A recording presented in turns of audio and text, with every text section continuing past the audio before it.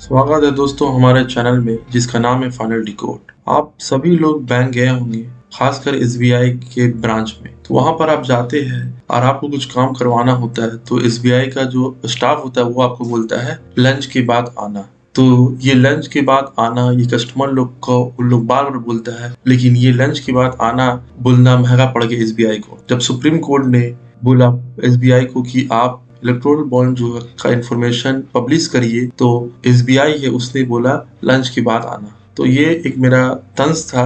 असल में उन लोग ने बोला था कि 30 जून को हम इंफॉर्मेशन देंगे। तो आखिर ये क्या मुद्दा है इसके ऊपर मैं बताऊंगा। अभी इसके ऊपर बहुत सारा डेवलपमेंट हो रहा है और डेवलपमेंट हो जाएगा जब पूरा तरीका से इंफॉर्मेशन पब्लिश हो जाएगा, तो मैं उसके ऊपर एक और वीडियो लेकर आऊंगा। आज का मेरा टॉपिक है कि इलेक्टोरल बॉन्ड क्या होता है, उसके ऊपर मेरा वीडियो रहेगा कि what is electoral bond, electoral bond होता क्या है। मैं आप लोग को बता देता हूँ कि ये मुद्दा है क्या। 15 फरवरी को सुप्रीम कोर्ट का एक लैंडमार्क जजमेंट आता है। इसमें सुप्रीम कोर्ट क्या करता है, इलेक्टोरल बॉन्ड का जो कंसेप्ट होता है उसे खत्म कर देता है। यानी कि इलेक्टोरल बॉन्ड का जो स्कीम होता है, सुप्रीम कोर्ट बोलता है ये अनकॉन्स्टिट्यूशनल है और इसे स्क्रैप कर दिया जाता है। और इतना ही नहीं, जो सुप्रीम कोर्ट है वो ये इलेक्टोरल बॉन्ड के स्कीम को स्क्रैप करने के साथ साथ एसबीआई जो इलेक्टोरल बॉन्ड इशू करता था उससे आप 6 मार्च तक जितना भी इंफॉर्मेशन है इलेक्टोरल बॉन्ड से रिलेटेड वो सब आप सौंप दीजिए इलेक्शन कमीशन ऑफ इंडिया को, और election commission of India publish करेगा वो रिपोर्ट को। जब ये बात एसबीआई को पता चला तो एसबीआई ने सुप्रीम कोर्ट का पास चले गया केस लेकर और बोला कि हम लोग का पास इतना अभी टाइम नहीं है, हम लोग को जो भी रेसिपेंट है जिसने डोनर है सबको मैच करना पड़ेगा, तो हम लोग को 30 जून तक टाइम चाहिए। लेकिन सुप्रीम कोर्ट ने बोला कि नहीं, 30 जून तक टाइम नहीं चलेगा, आपको 12 मार्च तक इलेक्शन कमीशन को क्या करना पड़ेगा, अपना जितना भी डिटेल्स है इलेक्टोरल बॉन्ड का, कौन डोनर है, किस पार्टी को उसने डिनोट किया, ये आपको इन्फॉर्मेशन दे देना है किसे, इलेक्शन कमीशन ऑफ इंडिया को। फिर इलेक्शन कमीशन ऑफ इंडिया 15 मार्च को शाम का 5 बजे अपना वेबसाइट पे उसे पब्लिश कर देगा और लोग जान लेंगे। तो ये तो मुद्दा चल रहा है, इसके ऊपर डेवलपमेंट होगा तो मैं बताऊंगा क्या डेवलपमेंट होता है। तो जो भी इंफॉर्मेशन है ये सब आते रहेगा और मैं इसके ऊपर वीडियो लेकर आऊंगा। तो सुप्रीम कोर्ट ने एसबीआई का जो बात था उसे खारिज कर दिया और बोला कि नहीं, आपको 12 मार्च तक पूरा इन्फॉर्मेशन देना पड़ेगा और इलेक्शन कमीशन ऑफ इंडिया 15 मार्च को ये डेटा पब्लिश करेगा। और सबसे पहला ये इलेक्टोरल बॉन्ड जो आया था वो 2017 में आया था। 2017 में इलेक्टोरल बॉन्ड का स्कीम आया था और 2018 से सबसे पहले इलेक्टोरल बॉन्ड मार्च 2018 में सेल हुआ था। और अब तक जब मैं ये वीडियो रिकॉर्ड कर रहा हूँ, अब तक अभी 2024 चल रहा है, मार्च का महीना है, अब तक बोला जा रहा है जब तक सुप्रीम कोर्ट ने इसे स्क्रैप नहीं किया था 16,518 करोड़ का इलेक्टोरल बॉन्ड इशू हो चुका है 2018 से लेकर अब तक। अब इस पे कौन सा पॉलिटिकल पार्टी को ये गया है, क्या है, ये सब चीज आप लोगों को पता चलेगा कुछ दिन का अंदर। और देखिए ये जो इंस्ट्रूमेंट है ये क्या है, देखिए ये जो इंस्ट्रूमेंट है इसमें किसी में जो बायर है, जो इलेक्टोरल बॉन्ड खरीदता है, इसमें कोई भी बायर या पेई का नाम नहीं होता है, कौन इसे होल्ड करता है। बस 15 दिन के अंदर पॉलिटिकल पार्टी को इसे रिडीम करवाना है। तो ये आप सोचते होंगे इलेक्टोरल बॉन्ड है क्या चीज। देखिए कोई भी पॉलिटिकल पार्टी हो उसे रन करने के लिए चंदा का जरूरत होता है। तो पॉलिटिकल पार्टी क्या करता है, 2018 से पहले क्या करता था, अभी भी क्या करता है, उन लोग कैश में पैसा लेता था, किससे, अपना फॉलोअर्स लोग से। तो पहले सिस्टम ये था, सिस्टम अभी भी वही है, कैश का सिस्टम तो अभी भी वही है। अगर कोई भी 2000 से कम तक का डोनेशन देता है तो उसका कोई भी इंफॉर्मेशन देने का जरूरत नहीं है। मान लीजिए कोई भी पार्टी ए है, उसे आपको डोनेशन देना है, अगर आप 1999 रुपया तक डोनेशन देते हैं तो आपको कोई भी इंफॉर्मेशन आपको देने का जरूरत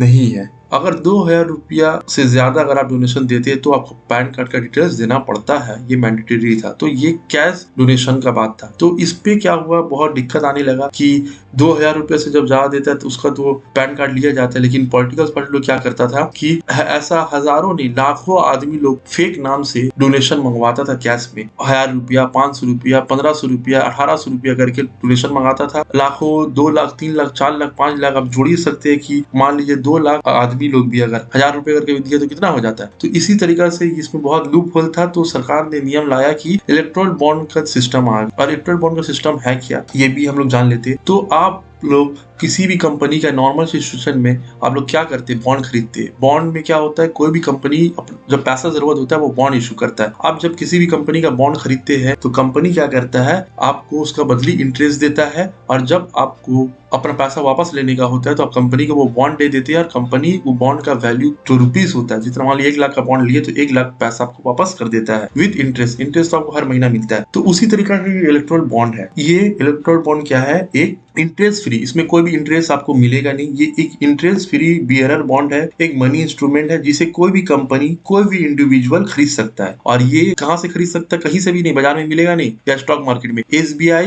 का कुछ सिलेक्टिव ब्रांच में ही ये अवेलेबल है। तो आपको अगर मान लीजिए इलेक्ट्रल बॉन्ड खरीदना है, आप एसबीआई का कोई भी सिलेक्टिव ब्रांच में जाइए जहां पर ये मिलता है, और बोलिए कि मुझे ये पार्टी को, कोई भी पार्टी ए बी सी, उस पार्टी को डोनेशन देना है, मुझे इलेक्ट्रल बॉन्ड चाहिए। तो आप पैसा दीजिएगा और इलेक्ट्रल बॉन्ड खरीद लीजिएगा। लेकिन ये जो इलेक्ट्रल बॉन्ड खरीदने का इसमें एक बेनिफिट है। बेनिफिट क्या था कि आप जो इलेक्ट्रल बॉन्ड खरीद रहे हैं तो पैसा आपको बैंक कैश से में नहीं लेगा। आप बैंक वाला को कैश देकर इलेक्ट्रल बॉन्ड नहीं खरीद सकते। आपको या तो चेक देना पड़ेगा या तो आपको अपना बैंक के थ्रू पेमेंट करना पड़ेगा। यही तरीका है, यानी कि आपका इन्फॉर्मेशन बैंक वाला के पास रहेगा। तो ये जो बॉन्ड है ये एक समझ लीजिए बैंक नोट है, और इसे इशू किया जाता है एसबीआई के द्वारा। और इसका जो किस वैल्यू पे इशू किया था, 1000, 10,000, 1 लाख, 10 लाख, 1 करोड़, इस डोमिनेशन का 1000, 10,000, 1 लाख, 10 लाख, 1 करोड़ का डोमिनेशन पे ये इलेक्ट्रल बॉन्ड इशू किया जाता था। और 15 दिन का टाइम होता था। मान लीजिए आप कोई भी इलेक्ट्रल बॉन्ड खरीदे, आप पार्टी ए का इलेक्ट्रल बॉन्ड खरीदे, आप पार्टी ए को इलेक्ट्रल बॉन्ड लेके दे दिए कि भाई मैंने आपको डोनेशन दिया हूँ, ये रहा आपका इलेक्ट्रल बॉन्ड। तो वो पार्टी ए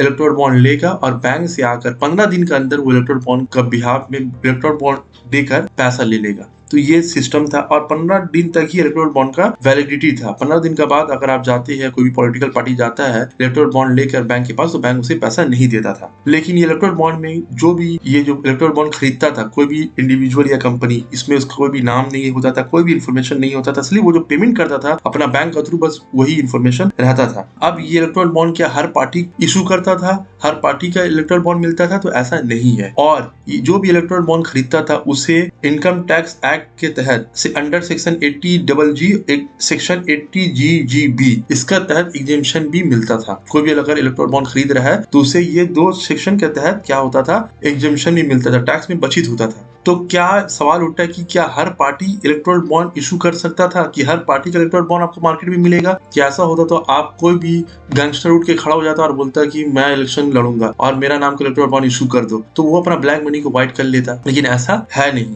तो कौन पार्टी इशू कर सकता है आपका इलेक्ट्रल बॉन्ड, किसका मिलेगा बैंक पे? वो पार्टी जो रजिस्टर है। तो section 29A of the representation of the people's act 1951 का तहत अगर आप रजिस्टर है, पहला कंडीशन। दूसरा कंडीशन, लास्ट लोकसभा इलेक्शन या असेंबली का इलेक्शन में आपको 1% से कम वोट नहीं मिला। अगर आप स्टेट का पार्टी है तो कम से कम आपको लास्ट जो एमएलए का इलेक्शन हुआ या लेजिस्लेटिव असेंबली का इलेक्शन हुआ उसमें 1% से कम वोट होना नहीं चाहिए। या अगर आप सेंटर में लड़ रहे, एमपी के लिए लड़ रहे हैं, तो आपका पार्टी को 1% से कम लास्ट लोकसभा में वोट नहीं मिलना चाहिए। यानी कि 1% एटलीस्ट होना चाहिए आपका वोट शेयर, तो ही जाके आपका नाम पे क्या होगा, आपका पार्टी के नाम पे इलेक्ट्रल बॉन्ड इशू किया जाएगा। बाकी ऐसा कोई भी मुंह उठाकर नहीं जा सकता था। तो इसमें लूप होल बहुत सारा था। लूप होल ये था, मान लीजिए कि आदमी लोग ये बोलते थे कि इससे ब्लैक मनी व्हाइट करने का बहुत आसान तरीका है। मान लीजिए कि कोई पॉलिटिकल पार्टी को वो पैसा दे रहा है, कोई भी फ्री का कोई भी पैसा किसी को देता नहीं है। अगर मान लीजिए कोई कंपनी है या इंडिविजुअल है, उसे कोई ठेका लेना है, कॉन्ट्रैक्ट लेना है, तो वो क्या करेगा, पॉलिटिकल पार्टी को पैसा देकर इलेक्ट्रल बॉन्ड का थ्रू और बोलेगा कि भाई आप अगर जीतते हैं तो आप मुझे ये कॉन्ट्रैक्ट दिला दीजिए, ये ठेका दिला दीजिए। तो पॉलिटिकल पार्टी क्या होता था, वो ठेका उसे दिला देता था, क्योंकि कोई इन्फॉर्मेशन तो रहता नहीं था इलेक्ट्रल बॉन्ड पे कि ये पार्टी या ये इंडिविजुअल ने पॉलिटिकल पार्टी को पैसा दिया। दूसरा के रिस्क ये होता था कि मान लीजिए पॉलिटिकल ए पार्टी है और पॉलिटिकल बी पार्टी है, दोनों को ही कोई ना कोई पैसा दिया होगा इलेक्ट्रल बॉन्ड के थ्रू। अब मान लीजिए पार्टी ए इलेक्शन जीत जाता है, तो पार्टी ए क्या करेगा, एसबीआई को फोन घुमाएगा और बोलेगा कि भैया पार्टी बी को जिसने पैसा दिया था उसका मुझे डिटेल्स चाहिए। भले इलेक्ट्रल बॉन्ड पे वो जो पर्सन है जिसने इलेक्ट्रल बॉन्ड खरीदा है उसका नाम नहीं है, ना ही उसका कंपनी का नाम है, लेकिन उसने जो पेमेंट किया वो चेक से पेमेंट किया होगा या ऑनलाइन पेमेंट किया होगा, तो उसका डिटेल्स तो बैंक वाले के पास होगा। वो डिटेल्स मुझे दे दीजिए। फिर क्या होगा, ये जो विनर पार्टी है वो क्या करेगा, ये ऐसा इंडिविजुअल ऐसा कंपनी को हैरेस करेगा, नोटिस भेजेगा, अलग अलग लीगल तरीका है उन लोगों को परेशान करने का। तो इससे बहुत लूपहोल भी है, इससे बहुत सारा इलीगल एक्टिविटीज भी हो सकता है। तो ये सबको देखते हुए सुप्रीम कोर्ट ने बोला कि इलेक्टोरल बॉन्ड इज अनकॉन्स्टिट्यूशनल और इसे स्ट्रक डाउन कर दिया गया। और सुप्रीम कोर्ट ने बोला कि अब तक 2018 से लेकर अब तक, यानी कि बोला है 12 मार्च यानी कि 6 मार्च को बोला गया था, लेकिन एसबीआई ने टाइम मांगा था। लेकिन जो भी हो 6 मार्च तक जो भी इंफॉर्मेशन हुआ है, यानी कि 6 मार्च से पहले यानी कि 15 फरवरी को स्ट्रक डाउन कर दिया गया था। तो 15 फरवरी तक जो भी इलेक्टोरल बॉन्ड बेचा गया है वो सब का डिटेल्स, कि किस पार्टी को दिया गया, कितना पैसा दिया गया, किसने दिया, ये पूरा डिटेल्स आप इलेक्शन कमीशन को सौंप दीजिए। इलेक्शन कमीशन क्या करेगा, उसे 15 मार्च 5 बजे शाम को अपलोड कर देगा अपना पोर्टल पे और लोग देख लेंगे। तो अब क्या होता है इसके ऊपर डेवलपमेंट, मैं उसके ऊपर भी वीडियो लेकर आऊंगा। अभी इलेक्टोरल बॉन्ड क्या है ये मैं आप लोग को बता दिया, अगर आप लोग को नहीं पता है तो आप लोग जान लिए। तो दोस्तों और भी इंटरेस्टिंग वीडियोस के लिए हमारे चैनल को सब्सक्राइब करिए, लाइक कर दिए, शेयर करिए। Thank for watching friends.